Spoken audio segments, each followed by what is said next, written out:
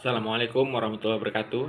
Perkenalkan, nama saya Deki Arianto dengan NIM 240201010024 dari program S1 PJJ Manajemen. Pada kesempatan kali ini saya akan menyampaikan analisa masalah dalam mata kuliah manajemen perbankan dengan topik dukungan kesetaraan gender 56% pegawai Citi Indonesia perempuan.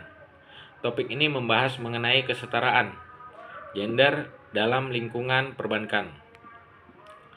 Khususnya bagaimana sebuah perusahaan perbankan memberikan kesempatan yang setara bagi karyawan perempuan dalam lingkungan kerja dan pengembangan karir. Dalam pembahasan ini saya akan menjelaskan latar belakang masalah, fakta utama, kasus identifikasi, permasalahan analisis akar masalah, dampaknya terhadap bisnis, perbankan, opini atau pandangan serta solusi yang dapat diterapkan. Pertama, kita masuk ke latar belakang masalah. Kesetaraan gender merupakan salah satu isu yang relevan dalam dunia kerja, termasuk dalam industri perbankan. Dalam dunia perbankan, sumber daya manusia merupakan salah satu faktor yang sangat penting. Bank membutuhkan karyawan yang berbagai kompetensi, pengalaman, dan perspektif. Lingkungan kerja yang inklusif dapat membantu organisasi memperoleh perspektif yang lebih beragam dalam pelayanan kepada nasabah, pengelolaan risiko, pemanfaatan teknologi maupun dalam proses pengambilan keputusan. Dalam kasus Citi Indonesia, terdapat pemberitaan pada tahun 2022 menyebutkan bahwa 56% karyawan Citi Indonesia merupakan perempuan dan tersebar di berbagai level serta peran. Angka tersebut menjadi dasar untuk melakukan analisis lebih lanjut. Pertanyaan bukan hanya apakah jumlah perempuan di Citi Indonesia sudah banyak, tetapi apakah presentasi tersebut sudah diikuti dengan kesempatan yang sama dalam pengembangan karir, promosi, remunerasi, pelatihan, dan posisi strategis. Selanjutnya adalah fakta utama dari kasus. Data yang digunakan dalam kasus ini berasal dari pemberitaan pada April 2022. Oleh karena itu, angka yang ditampilkan perlu dipahami sebagai gambaran atau snapshot kondisi pada saat tersebut. Artinya, lebih dari setengah jumlah karyawan Citi Indonesia pada saat pemberitaan Indonesia merupakan perempuan. Fakta kedua, dalam artikel kasus disebutkan bahwa 4 dari 7 anggota direksi Citi Indonesia merupakan perempuan. Hal ini menunjukkan bahwa perempuan tidak hanya bekerja pada posisi operasional, tetapi juga memiliki keterwakilan pada tingkat kepemimpinan. Selain itu, Citi juga menjalankan berbagai program pendukung, termasuk mentorship dan leadership development. Citi juga memiliki program Citi Peka yang diarahkan pada pemberdayaan masyarakat termasuk perempuan. Dalam data yang ditampilkan disebutkan bahwa sekitar 25.000 orang telah menerima manfaat Citi Peka sejak tahun 2018. Dari fakta-fakta tersebut dapat dilihat bahwa Citi Indonesia telah memberikan perhatian terhadap keberagaman dan pemberdayaan perempuan. Meskipun angka 56% merupakan angka yang positif, angka tersebut belum otomatis membuktikan bahwa kesetaraan gender telah sepenuhnya tercapai. Pertama, presentasi perempuan yang tinggi belum tentu menunjukkan bahwa perempuan memiliki kesempatan yang sama dalam promosi, kompensasi, akses, pelatihan, maupun posisi strategis. Kedua, potensi biasa gender masih dapat muncul dalam berbagai proses seperti rekrutmen, penilaian kerja, pembagian pekerjaan maupun promosi. Ketiga, terdapat tantangan mengenai keseimbangan antara pekerjaan dan kehidupan pribadi atau yang sering disebut sebagai work-life balance. Hal ini dapat berpengaruh terhadap keberlanjutan karir, terutama ketika seseorang karyawan memasuki jenjang kepemimpinan. Keempat, presentasi jumlah pegawai secara keseluruhan belum cukup untuk mengukur kesetaraan pada setiap level jabatan. Oleh karena itu, diperlukan data yang lebih rinci. Kelima, industri perbankan membutuhkan talent equivalence yang berkelanjutan agar perempuan yang memiliki kompetensi dan potensi dapat memiliki kesempatan yang sama untuk mencapai posisi pengambil keputusan. Untuk menganalisis akar masalah, saya menggunakan pendekatan people, proses, polis, dan kultur. Pertama adalah people atau sumber daya manusia. Perkembangan karir seseorang dapat dipengaruhi oleh akses terhadap mentor. Apabila akses tersebut tidak merata, maka kesempatan pengembangan karir juga dapat menjadi tidak seimbang. Kedua adalah proses apabila indikator promosi dan evaluasi kinerja tidak transparan, maka dapat muncul bias secara tidak langsung. Karena itu, perusahaan perlu memiliki indikator kinerja dan kriteria promosi yang jelas. Ketiga adalah polis atau kebijakan. Perusahaan perlu memiliki kebijakan yang mendukung kesetaraan, seperti parental support, fleksibilitas kerja, kesetaraan, remunerasi, serta kebijakan anti diskriminasi. Keempat adalah kultur atau budaya organisasi. Budaya perusahaan harus mendorong karyawan untuk dapat menyampaikan pendapat atau permasalahan, menghargai perbedaan. Jadi, akar permasalahan kesetaraan gender tidak hanya berada pada individu, tetapi juga dapat berasal dari proses, kebijakan, dan budaya organisasi. Selanjutnya adalah dampak terhadap bisnis perbankan.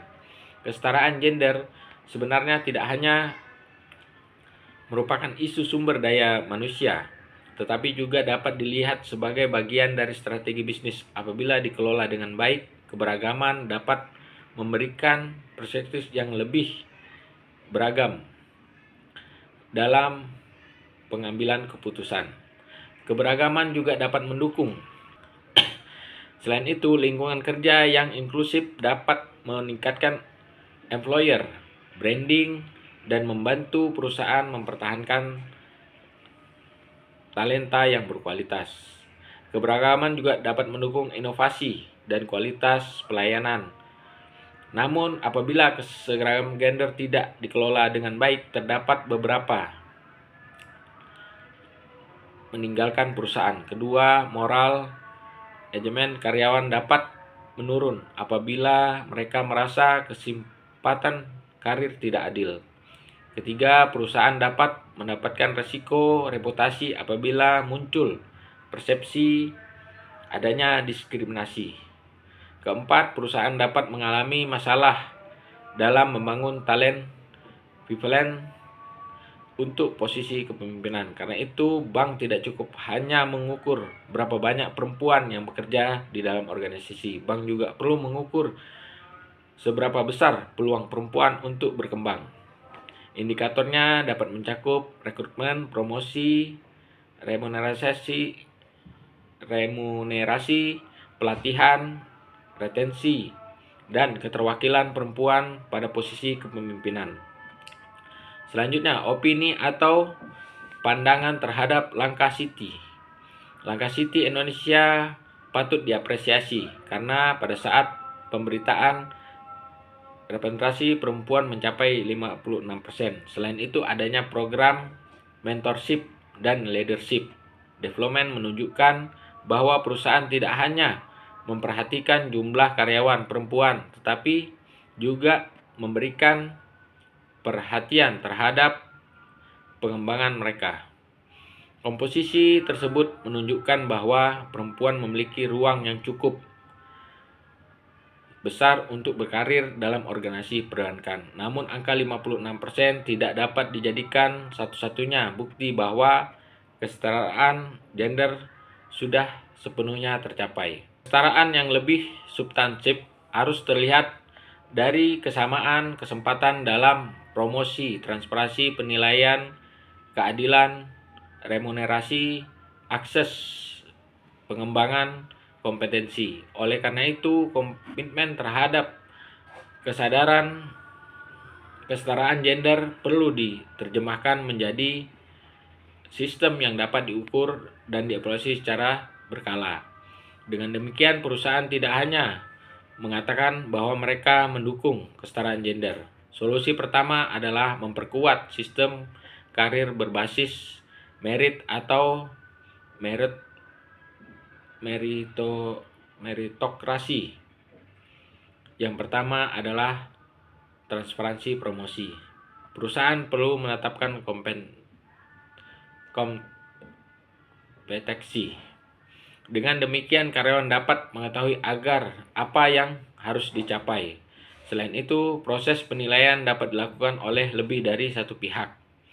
Perusahaan dapat menetapkan karyawan perempuan yang memiliki potensi. Karyawan tersebut kemudian diberikan development plan yang terukur. Solusi ketiga adalah mentoring dan sportship. Mentoring dapat membantu karyawan meningkatkan kompetensi dan memperoleh arahan dari orang yang lebih berpengalaman. Sementara sportship dapat membantu karyawan memperoleh exposure dan kesempatan untuk terlihat dalam proyek strategis. Solusi berikutnya adalah menyediakan kebijakan pendukung.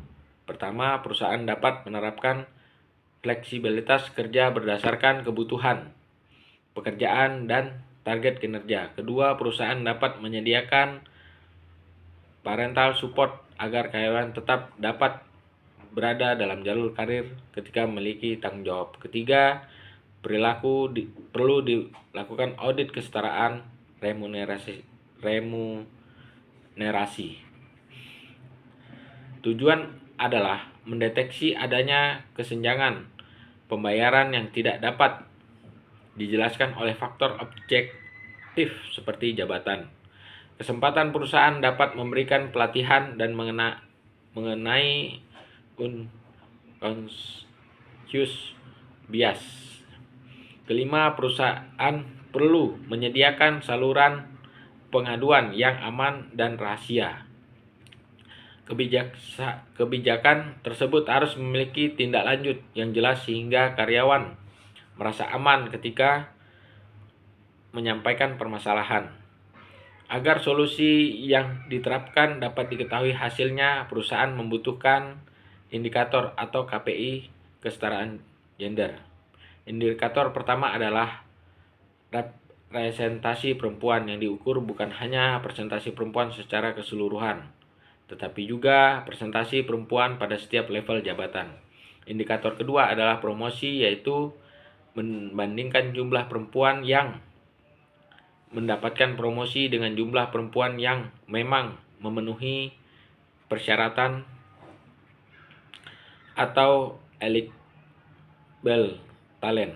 Indikator ketiga adalah leadership, yaitu presentasi perempuan yang berada pada posisi manajerial dan kepemimpinan. Indikator keempat adalah pay equity, yaitu melihat kesenjangan remunerasi setelah dikontrol berdasarkan faktor-faktor objektif. Indikator kelima adalah retensi, yaitu membandingkan tingkat turnover atau karyawan perempuan dan laki-laki. Dan indikator keenam adalah development, yaitu melihat apakah akses terhadap pelatihan dan mentoring sudah diberikan secara setara.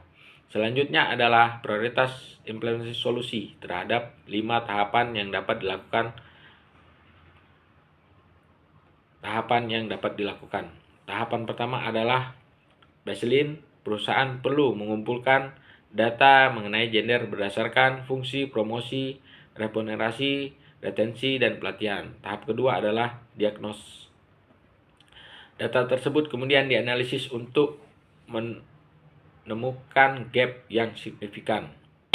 Tahap ketiga adalah interven. Pada tahap ini perusahaan mulai menerapkan solusi seperti mentoring, sportsif, pelatihan, unconscious bias, fleksibilitas kerja, dan perbaikan promosi. Tahap keempat adalah measure. Perusahaan menetapkan KPI dan dashboard yang dapat dipantau oleh HR dan pimpinan secara berkala. Tahap kelima adalah improve.